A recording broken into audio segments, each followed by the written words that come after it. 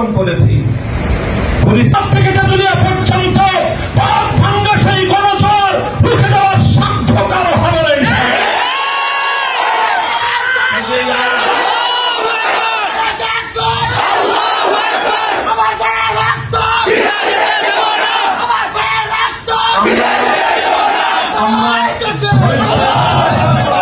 করেছি।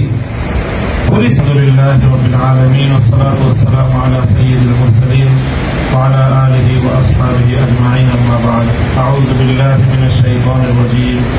লাকাদ আরসালনা রুসুলানা বিল বায়্যিনাতি ওয়া আনজালনা মা'আহুমুল কিতাবা ওয়াল মিজান লিয়াকুমান নাসু বিল কিসত। দুনিয়াতে আল্লাহর কোরআন এসেছে, দুনিয়াতে হযরত মুহাম্মদুর রাসূলুল্লাহ সাল্লাল্লাহু আলাইহি ওয়াসাল্লাম এসেছেন।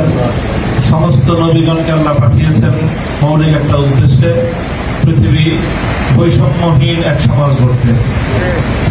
কাজে আজকে বৈষম্যের বিরুদ্ধে যে ছাত্ররা মাঠে নেমে এসেছে, যে ছাত্র জনতা, আমি মনে করি এটা আল্লাহ পাক রব্বুল আলামিনের সেই ঐতিহাসিক নির্দেশনা বাস্তবায়নের একটি পদক্ষেপ।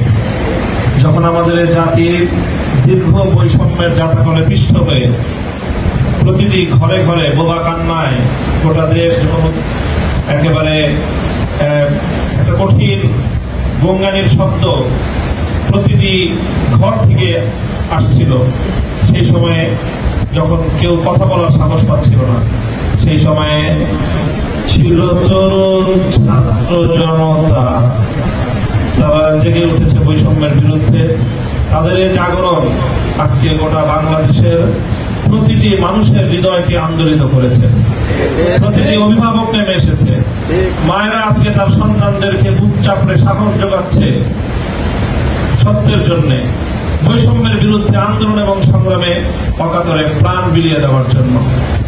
এই সময়ে শহীদি কাফেলা হেফাজতে ইসলাম বাংলাদেশ আজকে ঐতিহাসিক দায়িত্ব পালন করার জন্য আজকে মাঠে নামতে বাধ্য হয়েছে। আমি মাঠ করব, আমাদের দায়িত্বশীলরা বলেছেন দোয়ার মাধ্যমে আমাদের সূচনা, এরপরে দোয়া হবে আর নতুন সূচনার জন্য। এদেশে নতুন এক সূর্যোদয় হবে, স্পষ্ট ঘোষণা করতে চাই। আর যদি একটা গুলি চলে, হেফাজতে ইসলাম বাংলাদেশ ঘরে বসে থাকতে পারবে না। আমার সন্তানের লাশ নিয়ে আমরা কবরস্থানের দিকে যাব না। পরবর্তী সন্তানের লাশ কাঁধে আমির হেফাজত ইনশাআল্লাহ রাজপথে যখন নামবেন, টেকনাফ থেকে তেতুলিয়া পর্যন্ত পথ ভাঙ্গা সেই গণজোয়ার রুখে দেওয়ার সাধ্য কারো হবে না।